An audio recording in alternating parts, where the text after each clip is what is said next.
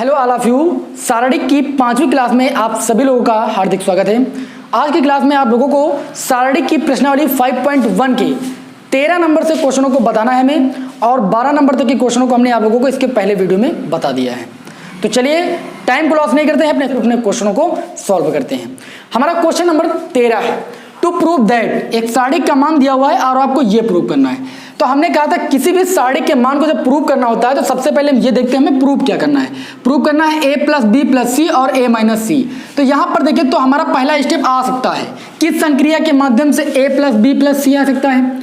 अगर मैं देखूँ तो a सी बी बी ए सी, अर्थात यहाँ पर अगर पहली रो की वैल्यू फाइंड करें r1 plus r2 plus r3, यहाँ पर जब आप जोड़ोगे अब तो यहाँ पर 2a 2b 2c हो जाएगा और 2 कॉमन निकल आएगा।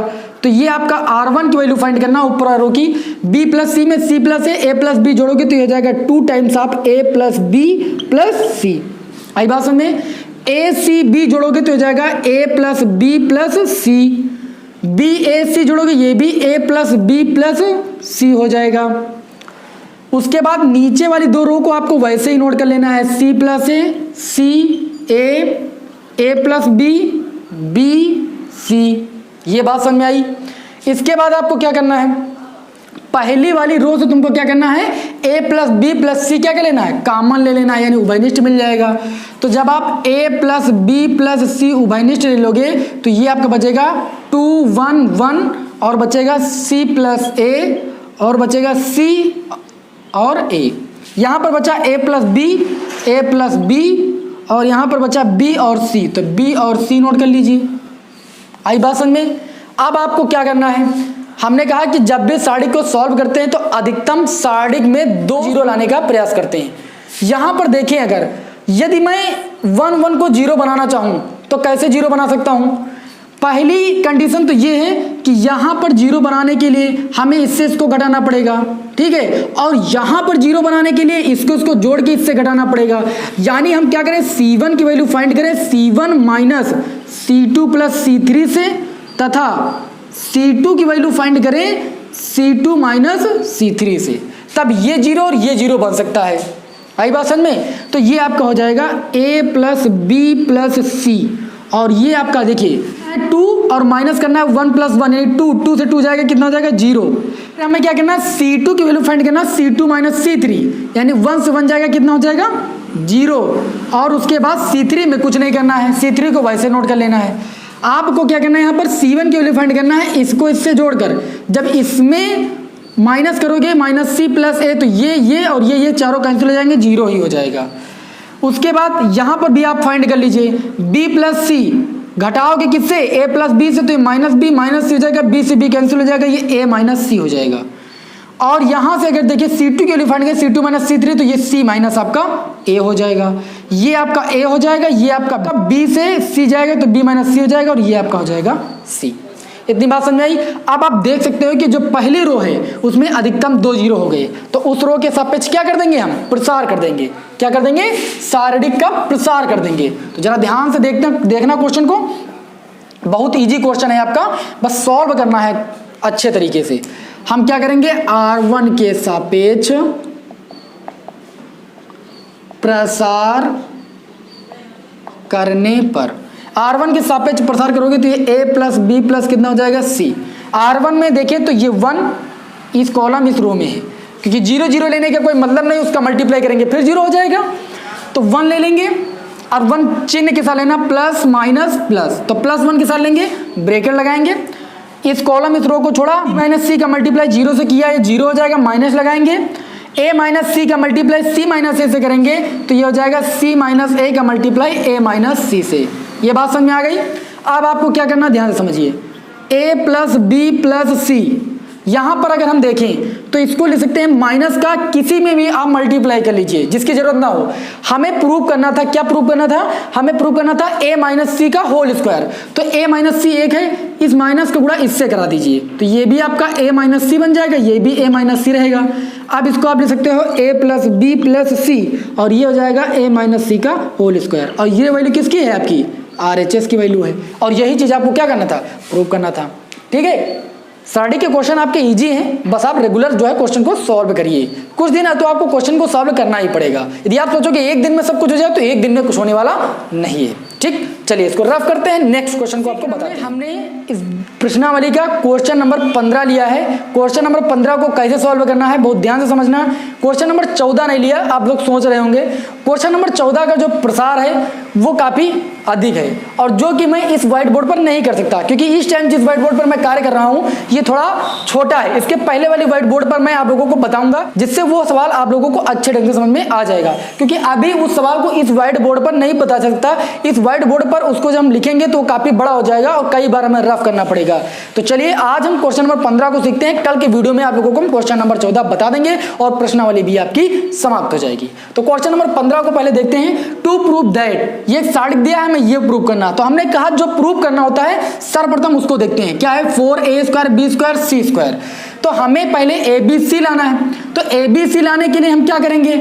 अगर मैं देखूं तो जो कॉलम 1 दिया है उससे हमारा A कॉमन निकल आएगा, जो कॉलम दूसरा वाला है उससे हमारा B कॉमन निकल आएगा, जो कॉलम हमारा तीसरा है उससे हमारा C कॉमन निकल आएगा। तो यहां पर लिखेंगे C1 से A, C2 से B व C3 से C उभयनिष्ठ लेने पर। क्या लेने पर? उभयनिष्ठ लेने पर, यानी कॉमन लेने पर। तो कॉमन लोगे तो ये A B C निकलेगा कॉमन। यहां से A कॉमन लोगे तो माइनस का A बचेगा, ये B बचेगा, ये C बचेगा। यहां से B कॉमन लोगे तो A बचेगा, ये माइनस का B बचेगा, क्योंकि एक B तुमने कॉमन ले लिया है। ये आपका कितना बचेगा? C। यहां से आप C कॉमन लोगे तो ये A बचेगा, ये B बचेगा और ये माइनस का C बचेगा, क्योंकि तुमने C कॉमन लिया है। अब अगेन एक बात आपको सोचना है, क्योंकि यहां पर A² B² C लाना था। अब हमें फिर सोचना है कि ABC कॉमन कैसे मिल जाए। तो अगर मैं देखूं तो जो पहली रो है इससे A कॉमन निकल सकता है, और जो दूसरी रो है इससे B कॉमन निकल सकता है, और जो तीसरी रो है इससे C कॉमन निकल सकता है। तो यहां पर हम क्या लिखेंगे? पुनः R1 से A, R2 से B व R3 यानी तीसरी रो से C उभयनिष्ठ लेने पर, उभयनिष्ठ लेने पर। अब यहां पर हमें रो 1, रो 2 और रो 3 से कॉमन लेना है। ठीक है, तो चलिए कॉमन लेते हैं। तो ABC पुनः लेंगे तो ABC का मल्टीप्लाई हो जाएगा, ABC से A² B² C² हो जाएगा। तो A कॉमन लिया तो -1 1 1 बचा, -1 1 1। B कॉमन लिया 1 -1 1 1 -1 1। C कॉमन लिया तो ये हो जाएगा 1 1 और यहां पर कितना बचेगा? -1। अब आप देख सकते हो सारणी कितना इजी हो गया सॉल्व करने के लिए, बहुत आसानी हो गई। देखिए यहां पर आप क्या कर सकते हो, अगर मैं C1 में C2 ऐड कर लूं तो ये 0 बन जाएगा ना, ये भी आपका 0 बन जाएगा, ये आपका 2 बन जाएगा। इसमें 2 अधिकतम 0 हो जाएंगे और सारणी का प्रसार बहुत सरलता से हो जाएगा। तो चलिए यही करते हैं हम। C1 की वैल्यू फाइंड कर रहे हैं C1 प्लस C2 से। ठीक है, और चाहे तुम C2 की वैल्यू भी फाइंड कर लो, कोई दिक्कत नहीं है, चलो ठीक है।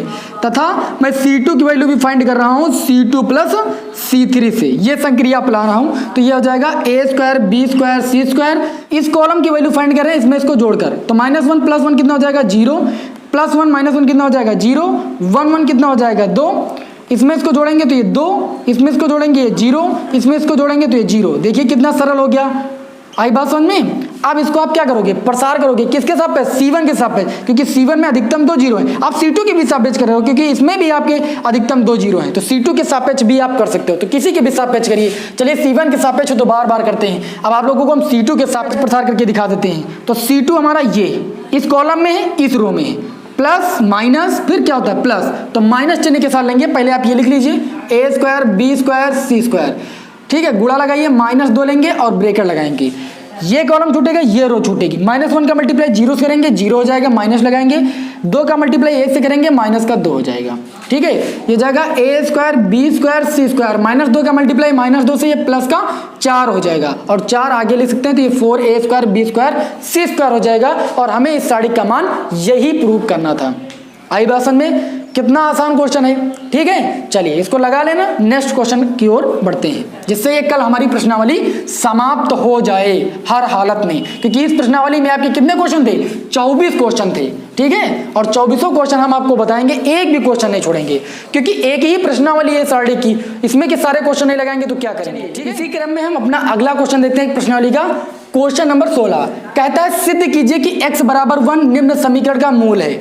अगर x बराबर 1 इस समीकरण का जो है हल है या मूल है, तो x इक्वल टू हमारा 1 आना चाहिए, ठीक है, जो कि इस समीकरण को सैटिस्फाइड करेगा, तभी तो x इक्वल टू 1 इसका क्या होगा, मूल होगा। यहां पर देख लीजिए इन्होंने सारणी का मान 0 दिखाया है, तुमको 0 के बराबर नहीं दिखाना है, 0 दिखाया ऑलरेडी, इसको सॉल्व करना है सारणी को, और 0 के बराबर दिखाकर x का मान निकालना। अगर x बराबर 1 आएगा तो वो x बराबर 1 इस समीकरण का क्या होगा, मूल होगा, यानी हल होगा। अब यहां पर हम देखें कैसे सॉल्व करें। अगर मैं थोड़ा सा सोचूं तो 5 3 8 1 9, 5 2 7 2 9, 4 3 7 2 9, यानी हमारा बन रहा है कुछ स्टेप। तो हम यहां पर क्या करेंगे, हम C1 की वैल्यू फाइंड करेंगे, C1 plus C2 plus C3 से क्या करेंगे, एक कॉलम की वैल्यू फाइंड कर लेंगे दोनों कॉलम को जोड़कर। तो चलिए C1 की वैल्यू फाइंड कर रहे हैं, x प्लस 1 में 3 और 5 जोड़ेंगे तो ये x प्लस 9 आएगा, 2 में x प्लस 2 और 5 जोड़ेंगे तो x प्लस 9 आएगा, 2 में 3 और x प्लस 4 जोड़ेंगे तो x प्लस 9 आ जाएगा। बाकी आप जो है कॉलम को वैसे उतार लीजिए, x प्लस 2 3 5 5 x प्लस 4। ये बात समझ में आ गई। अब आपको यहाँ पर क्या करना है, कॉलम 1 से x प्लस 9 क्या कर लेना है, कॉमन निकाल लेना, नहीं उभयनिष्ठ निकाल लेना। हम निकाल लें, आप ऊपर लिख जरूर देना, x प्लस 9 जो है C1 से उभयनिष्ठ लेने पर, तो ये आपका बच जाएगा 1 1 1, ये आपका हो जाएगा 3, ये हो जाएगा x प्लस 2, ये आपका हो जाएगा 3, ये 5 5 हो जाएगा 5 5, और ये आपका हो जाएगा x प्लस 4। यहां तक आप लोगों को समझ में आया। अब यहां पर देखिए हम क्या करेंगे, यदि मैं R2 की वैल्यू फाइंड करूं, R2 माइनस R1 से, व R3 तीसरे रो की वैल्यू फाइंड करूं तीसरी रो को पहली रो से घटाकर, तो देखिए मैं कुछ मिल सकता है। यहां पर ध्यान से समझिए, ये सवाल आ चुका है कई बार। 1 से 1 को माइनस करोगे 0 हो जाएगा, पहली रो को पहले आप वैसे उतार लीजिए, क्योंकि आप रो 2 और रो 3 में परिवर्तन कर रहे हो।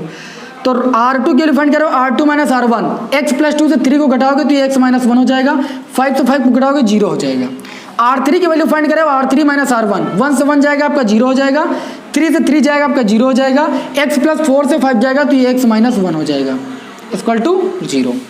अब आपको आगे क्या करना, जरा ध्यान से देखना इधर, इसको हम क्वेश्चन को रफ नहीं कर रहे हैं, जिससे आपको हम सिद्ध करके दिखा दें कि x बराबर जो 1 है इस समीकरण का क्या है, इस सारणी का हल है। तो चलिए हम प्रसार करेंगे किसके सापेक्ष, C1 के सापेक्ष। तो C1 के लिए ये कॉलम छूटेगा, ये रो छूटेगी, ठीक है। तो x प्लस 9 लिख लेते हैं, और यहाँ पर 1 लिखा है 1 लिख लेते हैं, प्लस के साथ लेंगे, प्लस माइनस प्लस होता है ना। अब ये आपका हो जाएगा x माइनस 1 का मल्टीप्लाई हो जाएगा x माइनस 1 से, तो इसका होल स्क्वायर हो जाएगा, माइनस लगाएंगे 0 0 का मल्टीप्लाई 0 हो जाएगा, तो ये हो जाएगा x प्लस 9 और x माइनस 1 का होल स्क्वायर इक्वल टू 0 लिखते रहना, क्योंकि 0 चल रहा है।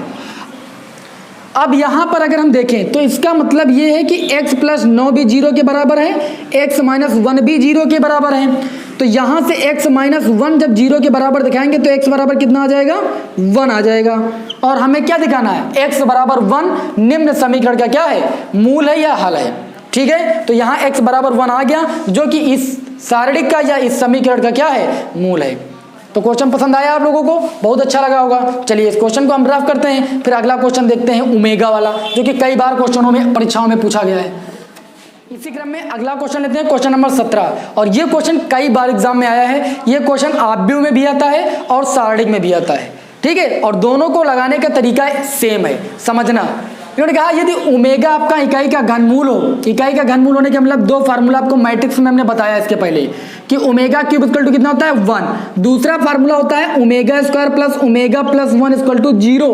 ये आप लोगों ने कॉम्प्लेक्स नंबर में पढ़ा होगा क्लास 11th में, ठीक है। इन दोनों सूत्रों का यूज करना है हमें सारणिक में, और 3 लाना है। 3 क्या करना है, सिद्ध करना है कि इस सारणी का मान 3 होगा।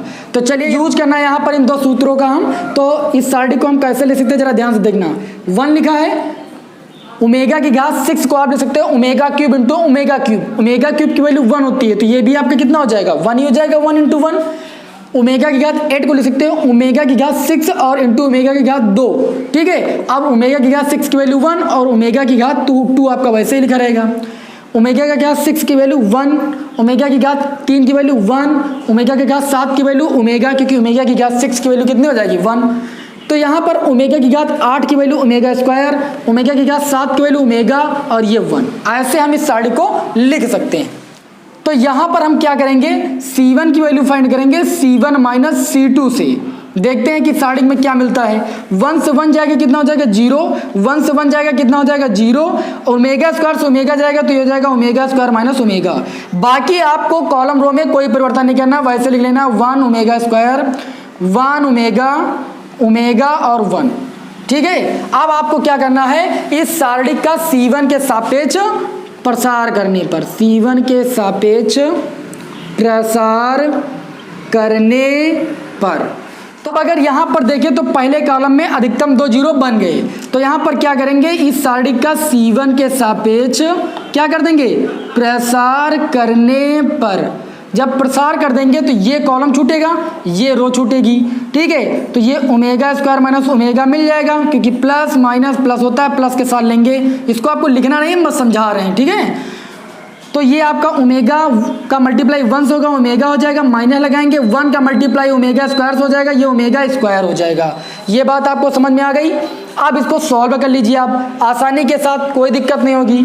ओमेगा स्क्वायर का मल्टीप्लाई ओमेगा से करोगे ओमेगा क्यूब हो जाएगा, ओमेगा स्क्वायर का मल्टीप्लाई ओमेगा स्क्वायर से करोगे ओमेगा की घात 4 हो जाएगा, ओमेगा का मल्टीप्लाई ओमेगा से करोगे माइनस का ओमेगा स्क्वायर हो जाएगा, ओमेगा का मल्टीप्लाई ओमेगा स्क्वायर से करोगे तो प्लस का ओमेगा क्यूब हो जाएगा।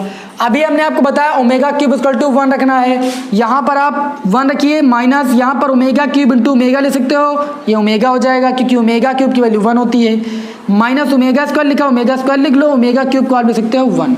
ठीक है, अब आपका ये क्या हो जाएगा, 1 1 कितना हो जाएगा 2, और इन दोनों में आप माइनस कॉमन ले लीजिए तो हो जाएगा ओमेगा प्लस ओमेगा स्क्वायर।